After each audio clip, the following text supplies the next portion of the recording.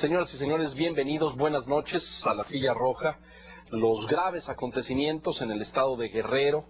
Estamos cumpliendo 25 días de la desaparición de 43 jóvenes normalistas de Ayotzinapa. Esto ha producido una serie de alertas y de luces encendidas en el sistema de seguridad pública federal y en general en el gobierno, en las cámaras, tanto en el Senado como en la Cámara de Diputados.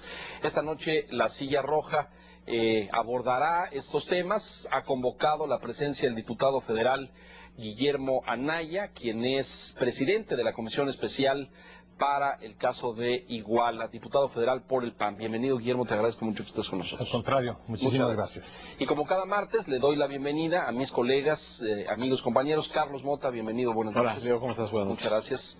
Enrique Quintana, bienvenido, muchas gracias. ¿Qué tal, Leo? Buenas noches. Y Alejandro Cacho, bienvenido, Leo. Muchas gracias. Diputado, 25 días, ya no hay rastros, hay versiones que corren en el sentido de que aparentemente fueron asesinados, calcinados y que no hay restos que encontrar. Están corriendo estas versiones. El padre Solalinde ha estado haciendo declaraciones en este sentido a partir de testimonios de supuestos testigos. Ustedes en la Cámara de Diputados y en la comisión que usted encabeza tienen evidencias, datos que sustenten estas versiones. Fíjate que lo primero que hicimos cuando fue creada esta comisión, donde somos 7 diputados y diputadas de diferentes grupos parlamentarios, es poner el centro de toda esta lamentables hechos a las víctimas indirectas, que son los padres de familia, tanto de los hoy desaparecidos, de los 43 muchachos, como de los heridos, que habría cifras discordantes, como de las 6 personas que perdieron la vida en esos momentos. Ponernos en los zapatos de los padres de familia, de las víctimas indirectas, para que esta comisión fuera imparcial, para que cualquier cuestión partidista, ideológica, estuviera parte de nuestro trabajo, que fuera muy objetiva, que nuestro trabajo fuera siempre con datos ciertos. Y por ello es que ya tuvimos reuniones con la Procuraduría General de la República, con el secretario de Gobernación, con el director del CISEN, con el Comisionado Nacional de Seguridad Pública, con el presidente nacional de Atención a Víctimas de los Delitos. Estuvimos en Guerrero platicando con el gobernador, con su fiscal, con el secretario de Gobierno. Estuvimos ya también con el representante del Alto Comisionado de las Naciones Unidas para el tema de Derechos Humanos, con el presidente nacional de la Comisión de Derechos Humanos, con Amnistía Internacional. Y el trabajo que nosotros debemos de hacer es darle seguimiento puntual a las investigaciones. Habrá que recordar que nosotros no somos el Ministerio Público. No son un órgano investigador, claro. Así es, sino darle el seguimiento. Después de todos estos actores con los que han hablado, que ya prácticamente ya nada más falta que hablen con la señora de la tiendita de la esquina, es decir, ya hablaron con todos, ¿a qué conclusiones han llegado? Todavía no la tenemos, porque todavía no aparecen los 43 muchachos desaparecidos. Las instancias que hemos estado con ellos, tanto el gobierno federal como el gobierno estatal, están haciendo un despliegue amplio para encontrarlos y esperemos que los encuentren con vida. Estos testimonios que se escuchan, pues lo van a hacer con las autoridades, ya sea el Ministerio Público Federal o local, y nosotros queremos también tener contacto con ellos, es decir, cualquier testimonio que ayude a tener una investigación muy clara, porque una vez que terminemos nosotros de armar ahora sí que el rompecabezas de todo lo que hemos escuchado, lo que hemos recabado de las investigaciones que se están haciendo, veremos si hay omisiones de las diferentes autoridades, tanto del gobierno federal, del gobierno estatal, si hay responsabilidades, y en este momento no tenemos una conclusión porque las investigaciones siguen en su curso, incluso en algunos casos pues guardan la secrecía porque así amerita. Corresponde a la investigación. De pronto habíamos escuchado que había algunos de estos policías municipales, si no mal recuerdo, que fueron asegurados, que fueron detenidos, y que algunos de ellos, algunas personas detenidas decían que habían participado en esta circunstancia y habían identificado algunas de las fosas y habían dado lo que parecía dato concluyente respecto de lugares, estos sitios y de la desaparición. Había restos. Y resulta que después no. Yo creo que la sociedad se pregunta por qué, si de pronto hay datos duros que aparecen en el transcurso de estos 25 días, esos datos duros que parecen ser concluyentes, a lo mejor de tramos de la investigación, de pronto son desacreditados totalmente.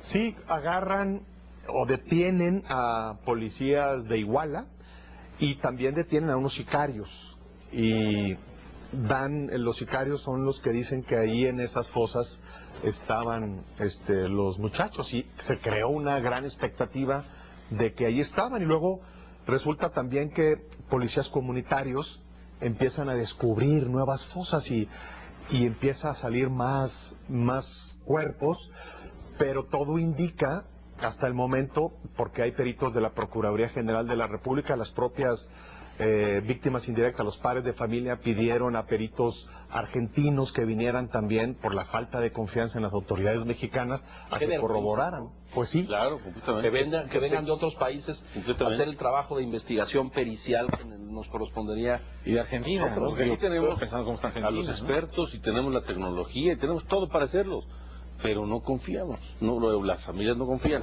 Así es. Mira, tú preguntabas por conclusiones. El diputado dice con razón que pues no hay todavía, pero de este lado sí hay. O sea, entiendo que del lado de la investigación legal, formal, del lado de las instituciones no hay conclusiones, pero de este lado sí hay. ¿Cuáles son? Aquí hay delitos que perseguir, hay en los que están inmiscuidos funcionarios públicos de distinto nivel. Aquí hay omisiones, aquí hay complicidades, aquí hay crimen organizado, aquí hay impunidad, hay encubrimiento. O sea, no puede ser que de inicio la policía de Iguala trabajara al servicio de este grupo Guerreros Unidos que se dedica al narcotráfico. De entrada, detienen a estos 22 policías iniciales, y los delincuentes con mantas exigen su liberación y amenazan, ¿no? Es el mundo al revés, ¿no? Es el único país donde los delincuentes piden que les liberen a sus policías. Claro. Porque son sus policías, los tenían contratados, eran sus empleados, ¿no? El presidente municipal en cuestión de horas se esfuma, nadie sabe de él. Y no puede ser que ni el gobernador, ni el CISEN, ni la Secretaría de la Defensa, ni nadie hubiese alertado o hecho algo sobre los antecedentes de este hombre y su señora. Me parece que en cuestión de horas se concluye que él es el responsable, que su jefe de la policía también, que los policías municipales están ahí metidos y participaron en la ejecución material en los asesinatos. Primero del traslado y luego de la entrega, de captura y desaparición, etcétera, y del asesinato de los primeros 6 personas que murieron. Eso fue en cuestión de horas, rapidísimo. ¿Y por qué nadie antes de eso pues volteó a ver a un presidente municipal con antecedentes muy extraños, cuestionables? Ya había estado acusado, el gobernador no lo sabía. ¿Por qué nadie hizo nada? Bueno, el gobernador salió y declaró que, seguramente lo vieron ustedes, pero que era del dominio público, ¿no? Dijo que este asunto, la historia criminal de Abarca era del dominio público. ¿Y por qué no hizo nada? ¿Y usted dónde estaba, gobernador? Claro. ¿No? Era del dominio público. Pero además, mira, el PRD fue el primero en decir, bueno, sí, fue nuestro presidente municipal, nuestro candidato, etcétera. ¿Y el PT? ¿Y Movimiento Ciudadano? ¿Y Morena? ¿Y Morena? ¿No? ¿Y dónde estaba el PRI también? Porque también fue priista, antes, ¿no? Y el PAN también, no estuvo en el PAN, ni lo apoyó el PAN, pero también supongo que sabían sus antecedentes, ¿no? ¿Usted está de acuerdo con esto? Guillermo, yo quiero pensar que, es decir, porque todas estas cosas no les alarman terriblemente. Por supuesto. ¿O qué les dice el procurador? ¿Qué les dice el secretario de Gobernación? Ahí es donde tenemos que hacer una conclusión, porque el presidente municipal, después de los acontecimientos empiezan a las 8 de la noche, aproximadamente del 26, y terminan a la 1 de la mañana del 27. Ajá. Y El presidente municipal dice que no sabe nada, que no hay un reporte, pero bueno, eso está bien porque él es aparentemente el jefe de un grupo criminal.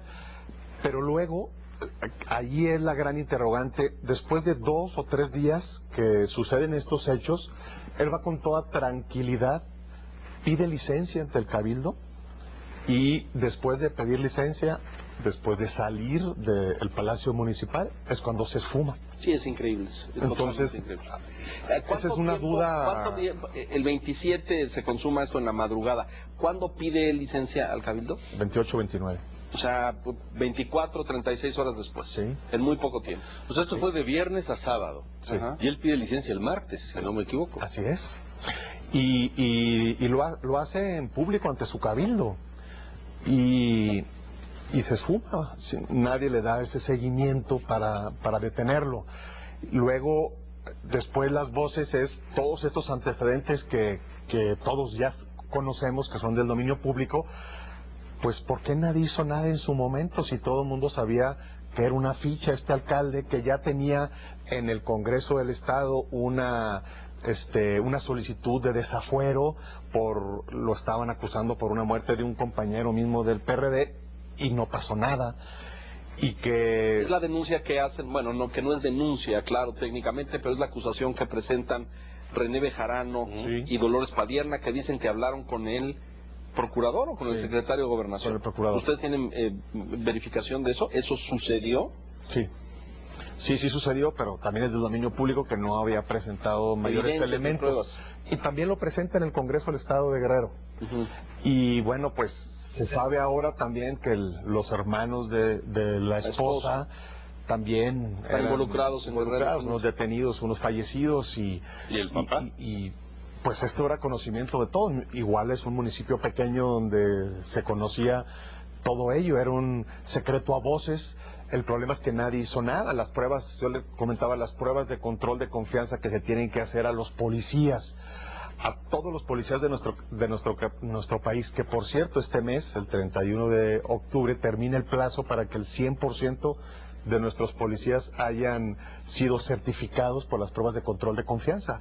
Algunos de esos policías habían aprobado los controles de confianza y estaban, al servicio del crimen organizado, ¿no? Sí, hay 2 planos en este caso, diputado. Uno es la investigación en sí misma, los hechos, y otro es lo que refleja institucionalmente todo este cuadro.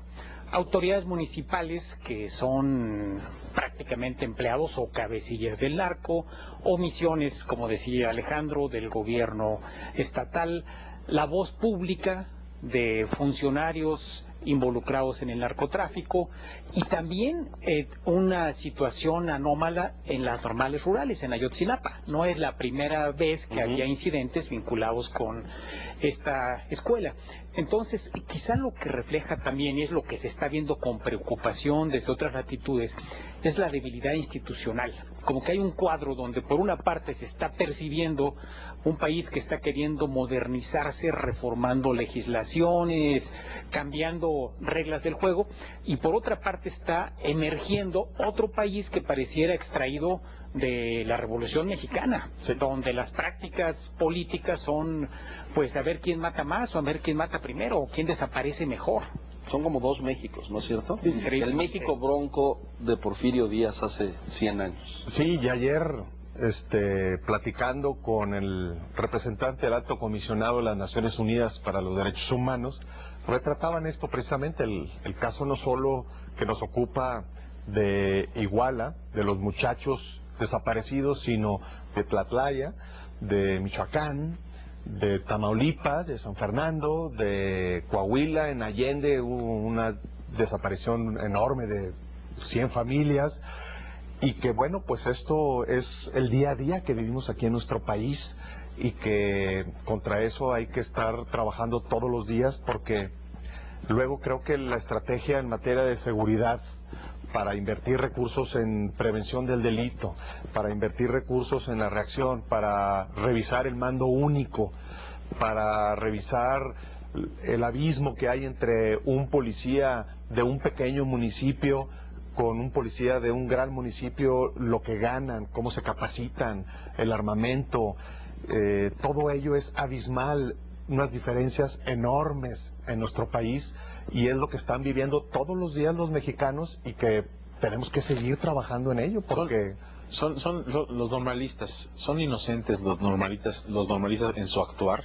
No quiero con esto justificar, por supuesto, lo que le pasó a estos chicos, que es totalmente injustificable, pero quiero saber si desde la investigación que ustedes están haciendo, el actuar cotidiano, regular de los normalistas es lo que podemos esperar de cualquier grupo de estudiantes. Bueno, lo acabamos de comentar, los normalistas de Ayotzinapa son políticamente muy activos. No es la primera vez que suscita un problema, pero en una línea de las investigaciones que se están haciendo es, normalmente los muchachos iban de Ayotzinapa rumbo a la capital, a Chilpancingo, a botear, a pedir dinero, a hacer alguna actividad. Pero ahora, y de día. Ahora lo hicieron de noche, porque llegaron a las 8 de la noche cuando había el informe de la esposa del presidente, y hacia otro lado que era Iguala. Eran aparentemente prácticamente muchachos de primer año, y bueno, pues es una de las líneas de investigación que están haciendo. O sea, digamos, novatos o que estaban empezando su carrera en la normal. Pero con actividad política desde el inicio. Bueno, sí, pero mira, ese tema es muy importante, porque tanto en este caso de Ayotzinapa como en Tlatlaya, sí, es decir, no es justificación para lo que pasó. Su actividad política no justifica que los hayan matado o desaparecido. Por supuesto. Pero su actividad política tampoco justifica que cometan delitos que nadie persiguió. Porque después... Pero hay evidencia de eso. Claro, se robaron autobuses para transportarse. Eso es un delito. Y bloquear las casetas o las carreteras también es un delito. Incendiaron el Palacio Municipal ya después, ¿no? Eso fue después. Sí, pero lo han hecho. No te puedes hacer justicia por tu propia mano. Lo han hecho. Y en Tlatlaya, en el caso de Tlatlaya, que bueno, esa parte, igual lo que hicieron la tropa, los soldados que estuvieron ahí, condenable, se debe someter a juicio, castigar, etcétera, etcétera. ¿Pero quiénes eran los muertos? Lo que pasa es que yo aquí establecería un matiz de diferencia entre este grupo que fue y incendia el Congreso, el Palacio Municipal, el Cabildo en Iguala, etcétera, etcétera, en protesta o en solidaridad con los familiares desaparecidos, sí, porque esos grupos claramente están infiltrados.